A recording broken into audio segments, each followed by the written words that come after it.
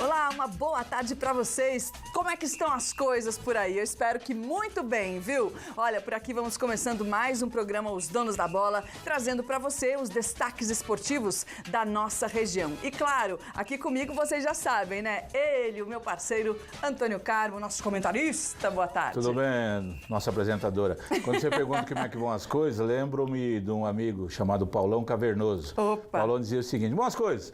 Tirando os problemas, o resto é uma maravilha. Tirando que tá ruim, tá bom, né? Mas os problemas existem para serem resolvidos. E quem é que não tem? Os problemas existem para terem coisas boas depois. Gente, um abraço. Boa tarde.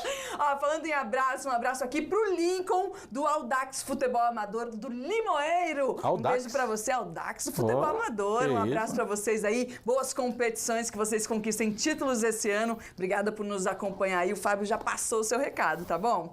Vamos começar falando de basquete.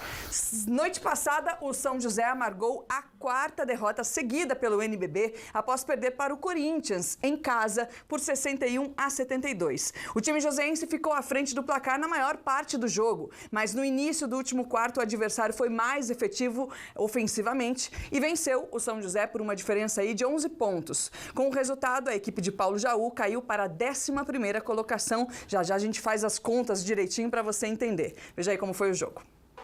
Uma das partidas mais emocionantes da temporada do São José Basquete no NBB foi contra o Corinthians na tarde desta terça-feira, no ginásio Lineu de Moura. A casa estava cheia, já que era feriado municipal. No primeiro quarto, os donos da casa partiram realmente para cima e conseguiram abrir vantagem de 8 pontos no placar. Mas foi por pouco tempo, viu? Já que o Corinthians se assentou no confronto, passando assim a descontar a vantagem dos donos da casa e encostou no placar. Mas mesmo assim, o São José saiu com a vitória parcial de 13 pontos contra 11 dos visitantes. Ao contrário do primeiro quarto, o segundo começou mais equilibrado. As defesas funcionaram bem mais do que os ataques. Dedé abriu vantagem de 3 pontos logo no começo, nessa cobrança de falta técnica. Giovannone reclamou da arbitragem e o Corinthians levou mais uma falta técnica. Era a chance do São José disparar, mas o Pedro errou 2 cestas. Nesse lance, Douglas Nunes erra o passe e Teichmann não desperdiçou, marcando ponto para o Corinthians. Mas o time mandante então começou a se distanciar no placar. O Corinthians, em quase metade do período, havia marcado apenas 2 pontos. Dedé agitou a torcida com belíssimas cestas. Mas aos poucos o São José foi perdendo a imponência, enquanto o alvinegro do Parque São Jorge se recuperou e de forma surpreendente levou a disputa para o intervalo na frente, com 26-25. Depois da pausa, os adversários saíram na frente, com cesta de 3 pontos do Aguiar. Assim seguiu o terceiro quarto com os dois times trocando pontos entre si. Mas o São José voltou a apresentar o bom basquete do primeiro quarto, com destaque para Pedro. Nessa jogada espetacular, o Quinteto Fantástico presenteou a torcida com essa cesta de 3. Sadi e Márcio Dornelles também fizeram a contribuição no penúltimo quarto, que garantiu a dianteira no placar para o São José no final do período. No último e decisivo quarto, o Timão voltou superior e foi melhor em todos os aspectos. Mesmo assim, o técnico Paulo Jaú pediu tempo, mas a essa altura do jogo, só mesmo um milagre para reverter o placar, viu? Os donos da casa arriscavam a virada, mas a situação já estava sob domínio dos visitantes. E Humberto emplacou o último ponto da partida.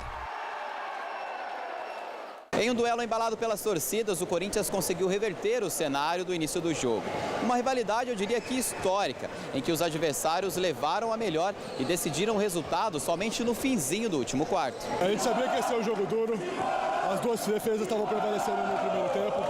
E até o último quarto foi um jogo parelho, a gente cometeu alguns erros pontuais no final, que foi que acabou dando a vantagem para eles. Ele é um time forte, nós estávamos com um jogador menos, é importante para a gente, mas não é excusa.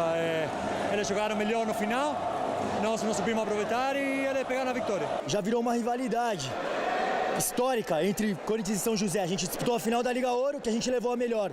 No Paulista, a gente estava disputando a última vaga dos playoffs e São José levou a melhor em cima da gente. E hoje era um jogo chave para decidir quem ia ficar na frente. A gente estava empatado em vitórias.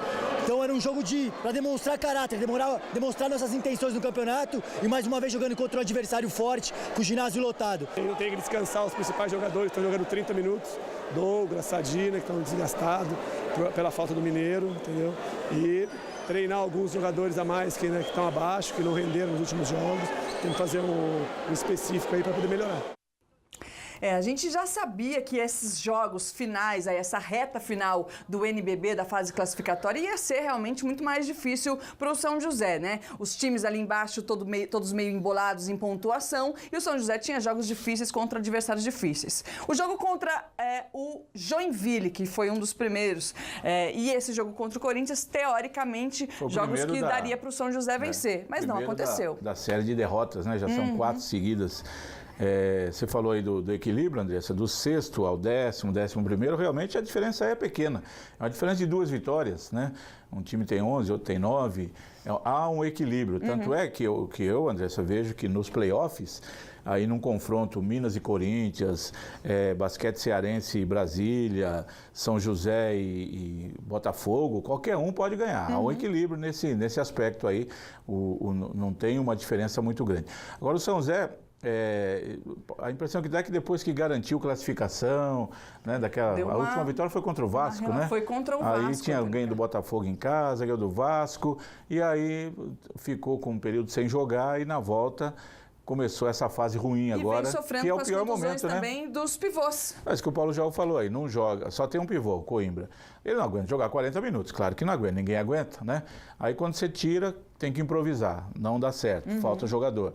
Então, ele citou alguns jogadores que não estão rendendo, né? Não falou nome, mas alguns jogadores que não estão rendendo o que ele espera. Então, houve uma queda agora, Andressa, no momento ruim, que é o momento da definição, da onça beber água, né, para se resolver a situação. Então, o time só tem mais um jogo para fazer. Que é contra o Paulistano, contra o Paulistano. Contra o Bauru. Agora, terça-feira da semana que vem, que é a última rodada, ele pega o Paulistano e só tem mais um jogo, né? E está em 11º lugar. Fazendo as contas, né? O que o torcedor já começa a fazer as contas, e claro, o pessoal do time também. O São José caiu para a 11ª colocação. Se perder para o Paulistano, provavelmente cai para a 12ª e pega justamente o Paulistano. O Paulistano pode passar o Mogi ainda, né? Porque o Paulistano, ele tem 23 jogos, o Mogi já tem um a mais. E aí fica Mogi ou Paulistano. Passando para a próxima parte aí da tabela, que é onde o São José está. Nos confrontos diretos contra o Brasília, contra o Bauru e até contra o Minas, o São José uma vitória e uma passa derrota, ali. Então, se o São José vencer o Paulistano, digamos assim, conseguir esse feito, e aí, provavelmente, ele enfrentará... Aí vai mudar, vai depender muito. O Botafogo, o Minas, e vai depender do resultado inteiro das rodadas. Vai depender de todo mundo, porque o Brasília tem 2 jogos, o Bauru tem 3 jogos para fazer ainda. Então, o Basquete Cearense, que está atrás do São José, ele tem 2 jogos a fazer. Os 2 jogos complicados fora de casa. Então, acho que o São José, mesmo perdendo o Paulistano, acredito eu que o Basquete Cearense não ganhará os 2 jogos. Então, o São José ficará na frente. Brasília enfrenta o Flamengo. O Flamengo. Então, mas eu acredito, André, sinceramente, porque na última rodada o Paulistano vai vir babando, precisando da vitória. Por exemplo, se o Paulistano já tiver com a 4ª vaga garantida, tanto faz ganhar ou perder, o Regis Marrelli pode poupar time, pode poupar jogador. Aí o São José pode ter uma chance. Se o Paulistano Vou dar uma ligadinha pro Regis. Vai ter que ganhar antes. Ele perdeu de Franca em casa, sabe? Atrapalhou a vida dele do São José, podia ter vencido.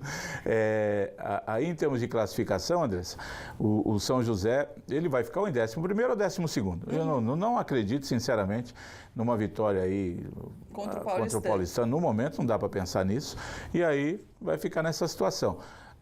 Eu repito, só se o Paulistano já vier classificado, se o Paulistano vier precisando da vitória para ficar em 4º lugar, é muito mais difícil. Ou se o São José fizer aqueles jogos que ele fez, muito bons diante dos adversários mais fortes, como ele fez já contra o Paulistano no primeiro turno lá, Pinheiros. Mas este momento do São José não é bom. É um momento de derrota, momento em que com certeza o Paulo Jaú está quebrando a cabeça, fervendo lá para tentar arrumar melhor a casa, ver o que ele consegue para colocar, por exemplo, terça-feira que vem, um time mais competitivo. O time tem caído de produção e essas 4 derrotas mostram isso, né? Das 4 derrotas, Andressa, aquela assim que eu achava, contra a Franca não tem jeito, meu. As outras 3 ele tinha chance de ganhar. E aí fracassou nesses jogos, precisa resolver a situação para entrar no play-off, Andressa, brigando pelo menos ali com alguma possibilidade de passar de fase, o que, convenhamos, é bem difícil. Bora pra cima do Paulistano, não é? Não tem nada perdido ainda. Olha, daqui a pouquinho a gente vai falar do Burrão. Entra em campo hoje, esta noite, buscando a vitória diante da Portuguesa Santista. E o duelo do Brasileirão Feminino entre as meninas da Águia do Vale e a Ponte Preta. A gente volta já.